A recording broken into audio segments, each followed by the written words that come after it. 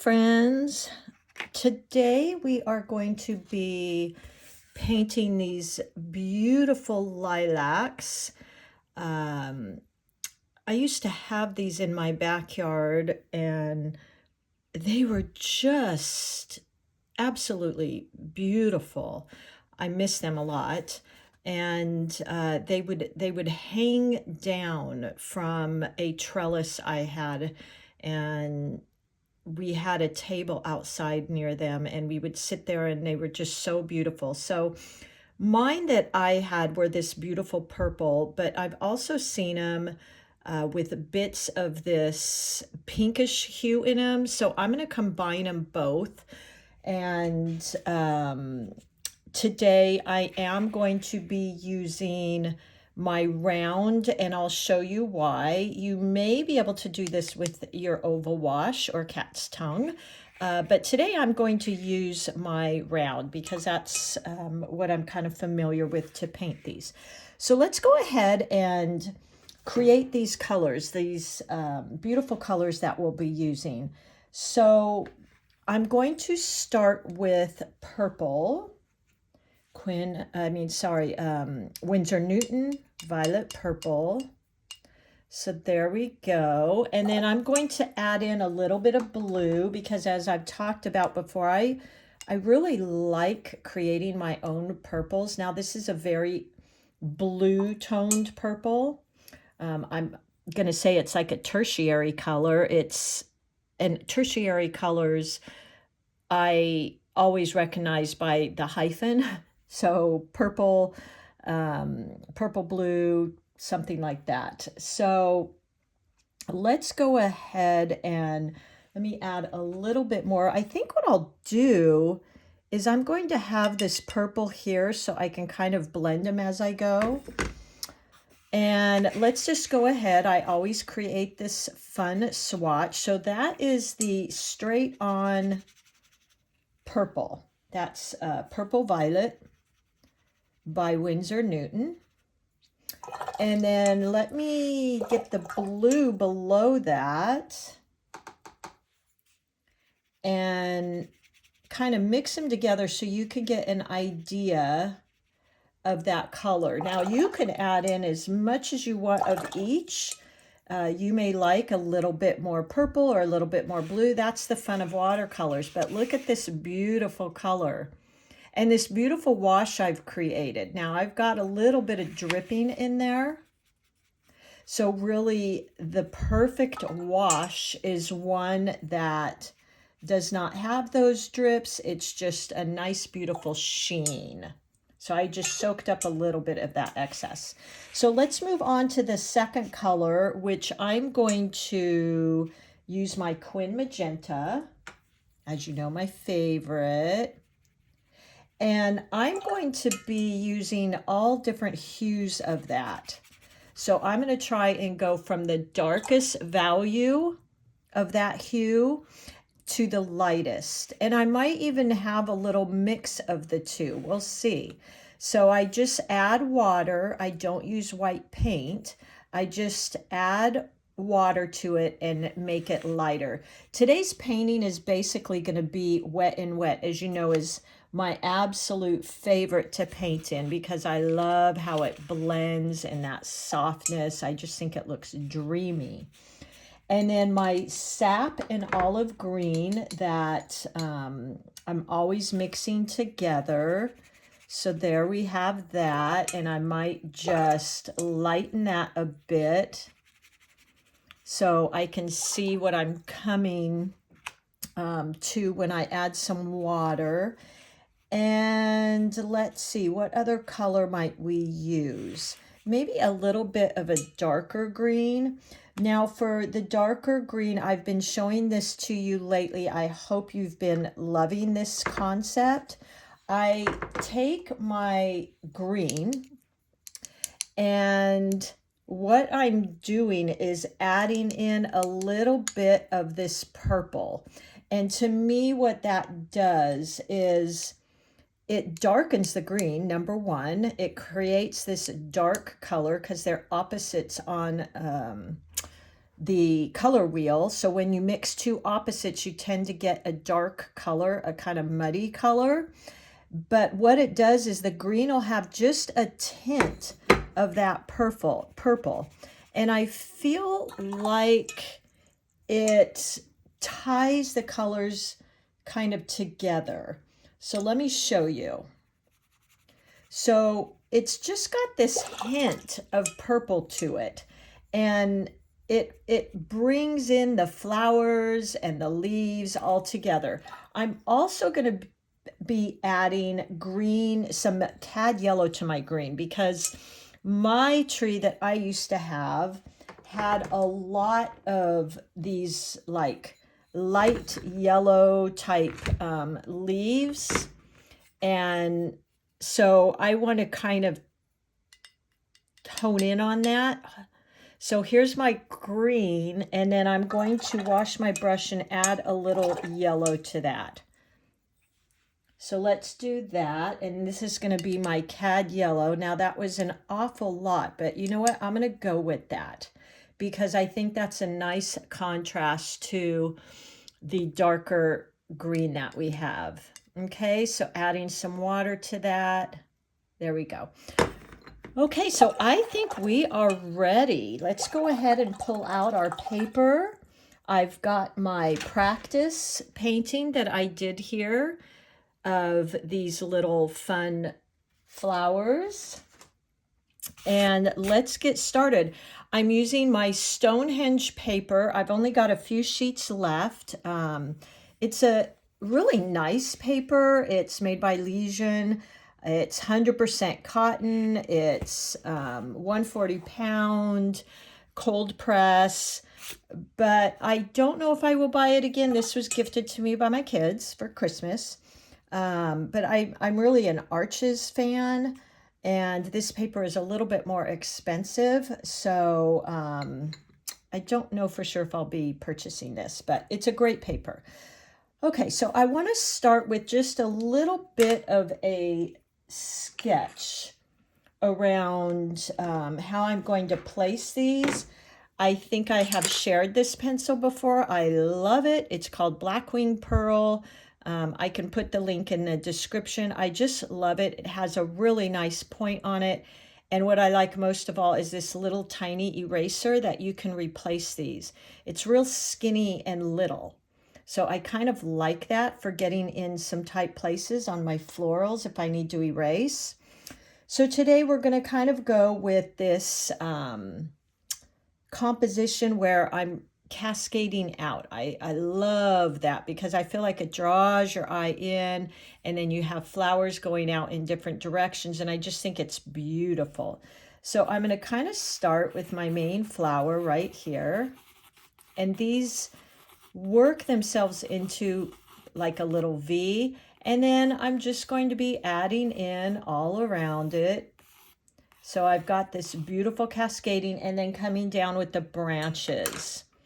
So let's go ahead and get started. Now, I felt like the way I really like to paint these was wet on wet. So what I'm doing is I've got my number 8 round Princeton brush.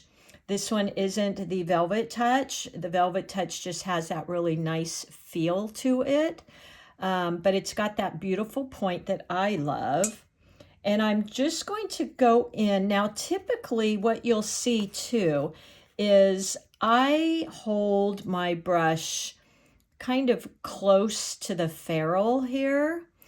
It gives me a little bit more control, but you'll see me today, I want to do these little swirly type lines or brush strokes. So I'm going to hold my brush a little farther up because it gives my brush a little more wiggle. I feel like that will create a little bit more of this kind of organic feel these have. So I'm going to go in right now. Let's just kind of start dabbing in, making little swirls. I don't think you can probably see what I'm doing because I'm using clear water. But I'm just going in and making little swirls. I'm making little dabs. in the shape of kind of a cone. So I'm working a little bit like this. Now, before this dries too much, I'm going to go in and dab my brush into this beautiful blue that we created. It's got that tea consistency. And then I'm going to go in. Now here is the wet on wet. I love, love, love. So I'm just dabbing in. Now keep in mind, this paint is only going to go where that water is, which I love. Okay? So as you can see, I'm dabbing into the wet areas that I just created. And look at that. I don't even hardly have to do anymore. It just falls right into all of those areas. Now this is wet and dry. I'm doing at the bottom here. It just falls right into those areas I created. So I'm going to widen this a little at the top.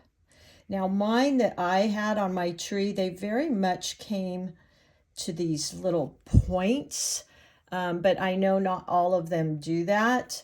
They're very long. The way I had them, they were hanging down very long.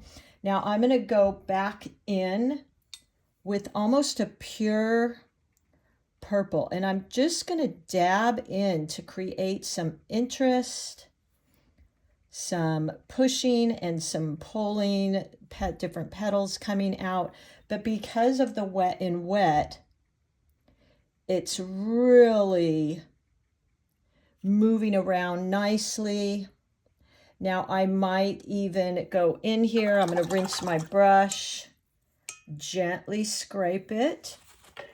I'm not really going to dab it because I am wanting that wet and wet. So I'm going to go in right now to my ultramarine blue. Okay, which be careful, that can be kind of a strong color.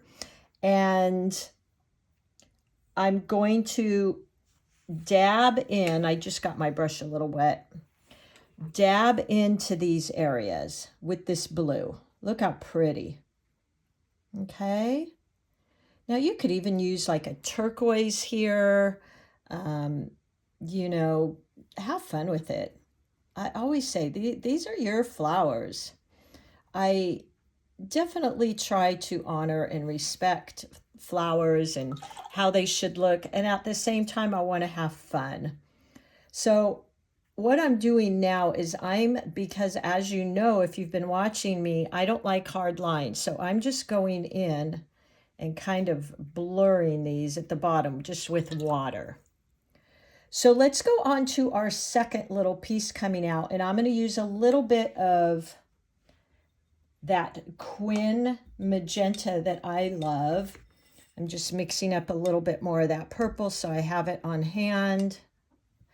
And then I'm going to go in and grab my Quin magenta because that's the other color that I want to use.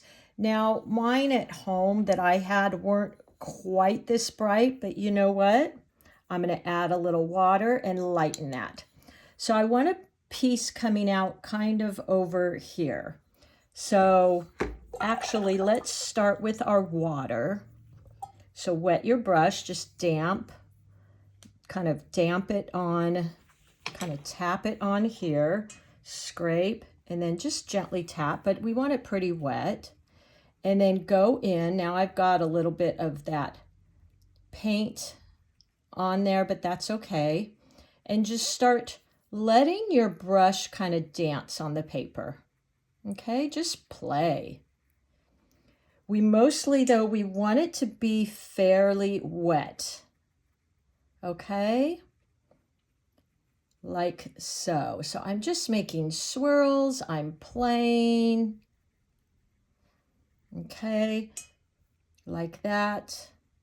And now let's go into that magenta, pick some of that color up and start going in here. And it will only go where I have that water. So it's not going to just go all over. It's going to blend in with that water I put there. It's going to make whatever designs I made with the water. Okay, just like that. All right, so there you go. I might even add a little bit in here just because I think that could be fun. Okay, and if you want to, you can tap in some of that purple in here. That might be fun. Just tapping in here and there. Okay, because they might be reflecting off of each other. And then let's just come out right here with another one. Let's start with our water first, wet on wet. So we're making our swirls. Notice I'm holding my brush up higher because down here I could do that, but it wouldn't quite be as free. So this, I'm just holding the brush lightly and I'm letting it play, really.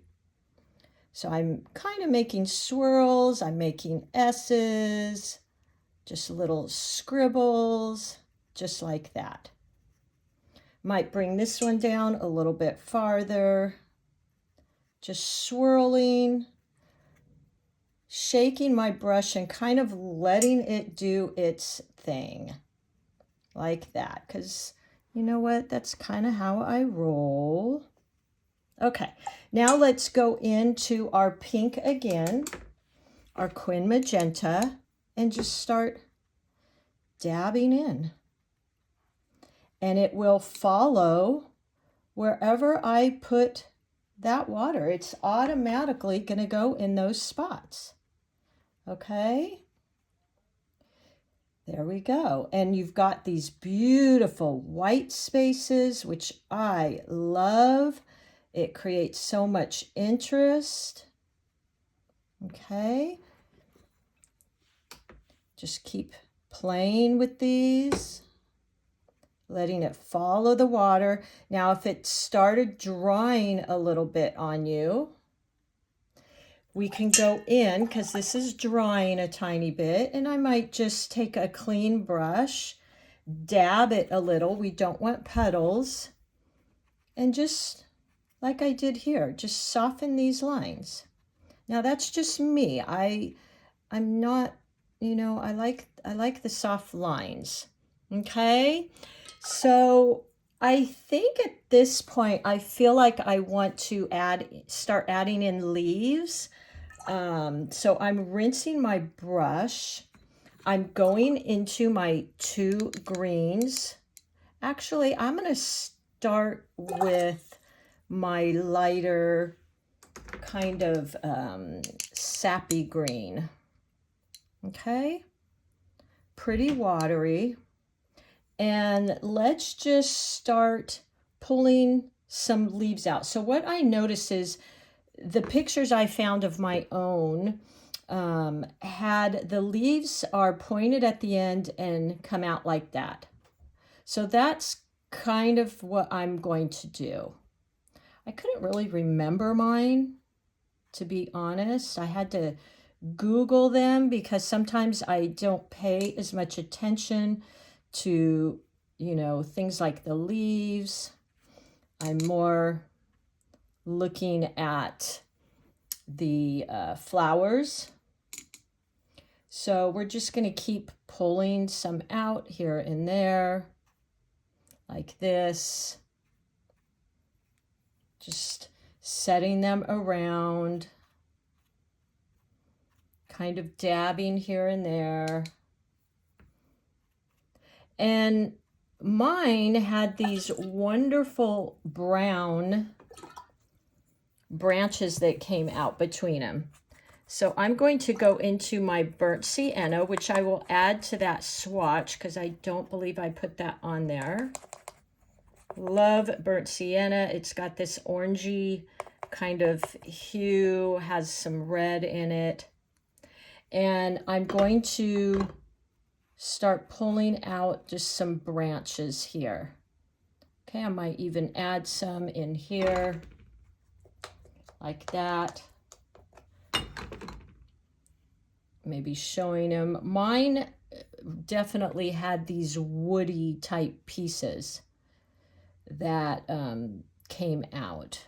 They were pretty, for how beautiful they were. They were really quite hardy. I remember trimming them a bit, and they weren't the easiest to cut, surprisingly. So I'm just going to add in some of those. And I think I'll even go in a little darker, like that. And touching in. Now, while this is all still wet, what I want to do is go in and add some darker colors, and then I'm going to use some different values with the leaves, okay? So actually, let's do that. I created this kind of lemony yellow. I'm going to really water it down because we want to have these dark leaves and light leaves, so it's kind of pulling your attention. Some are in the foreground. So let's see how light we are. There we go. Okay, look how pretty. And it almost looks like these are kind of catching the sunlight, which I love that. And creating these different colors. Maybe we have a few of them. I'm going to lighten it just a bit.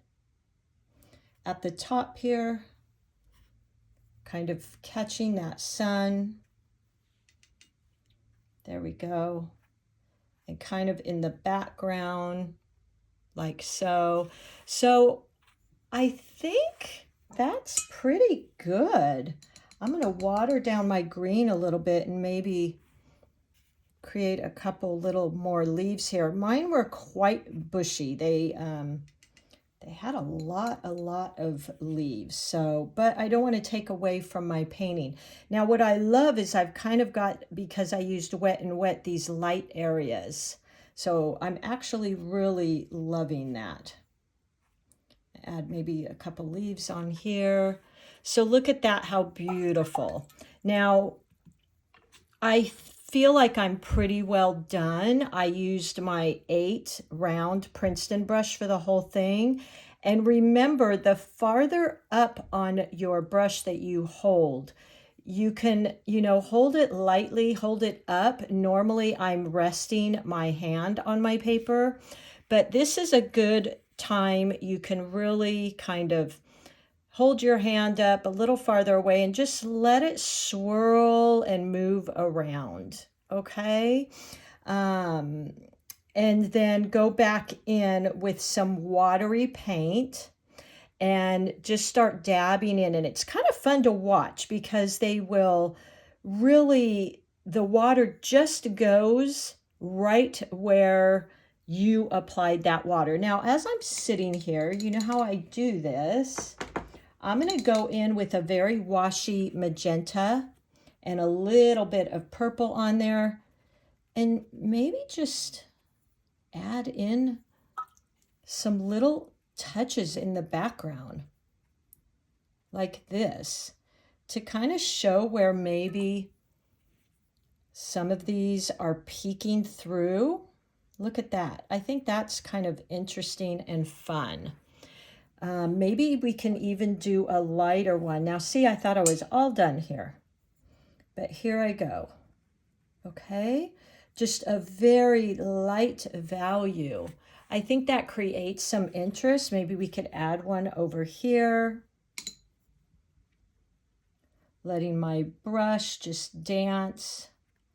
I think that's really pretty. I love playing with values in my painting because I think it creates so much interest. Might go in a little bit here to make it look like there's some in the background. So look at that. Just doing that really, I think, added some interest, yet I preserved a lot of these white spaces. So it's just not this flat, big, huge blob of painting. Okay, but I feel like if you hold your paintbrush loose, you let it dance around with starting with that water, that you're going to see it automatically creates its own white spaces. I feel like I want to put something coming out right here. I don't know why. I just felt like I wanted to do that. I think that created a little more interest. Now I might, sorry, I just hit my camera, folks. I'm sorry. You know, like I think that's kind of pretty. It kind of created this, oh, look, there's this leaf kind of falling away. And now if I do that, I might just use a lighter version and create some in the background. Look how pretty that is. So, you know, I think that's important to do in your paintings, like kind of play. See, you know, where it looks like, oh, wouldn't that be fun to kind of add that there? We've still got this bursting waterfall, this beautiful waterfall, which I love as a composition in here. I've tucked in flowers. I've used values in my paint. More water is a darker value, which brings it into the foreground. Less water, more water, less pigment is that foreground. More pigment, less water is bringing it into the front of your painting. I think I just reversed those words. Foreground is going to be more value, and background is going to have more water than paint, these areas. And it looks like almost little shadows in the background. I did it with the flowers, and it looks like they're in the distance. I used the rule of thirds. So I've got 3 pieces here. I think that's interesting. I've got different directions. Okay. As far as my colors, I somewhat used analogous colors. They're right next to each other on the color wheel. So they blend, they're easy on the eyes, they're soft, they're relaxing, as opposed to opposites or complementary colors. And then actually the green is a complementary, it's opposite kind of here. And that creates some interest. So I hope you try this one. I love this flower, and it's really fun and easy. I'm using this 140 pound cold press paper. I only have a few pieces left, but I have enjoyed it, and my number 8 Princeton round. So I hope you join me. I will make a kit out of this, which will include I will label the colors. You'll even get this painting so you can look up close and kind of see what I did here. I know I always share this story, but I loved doing that with my professors, or if I did an event or a workshop years ago, I would always come up and look at whoever was teaching, what they did, so I could really get a feel for it. I would have loved to have had their pre-work. I'm also going to give you a little sheet with some of the brush strokes that I used. Okay, so there you go. Have fun with this. This is such a beautiful little flower. I'm also going to be painting some lilacs, which are very, to me, similar, aside from they don't really come to a point. I bought some this last weekend, and they come from a bulb versus a bush. And so they're growing up out of the ground like a tulip. But stay tuned because it's very similar to this. Okay? All right. Thank you so much, and happy painting.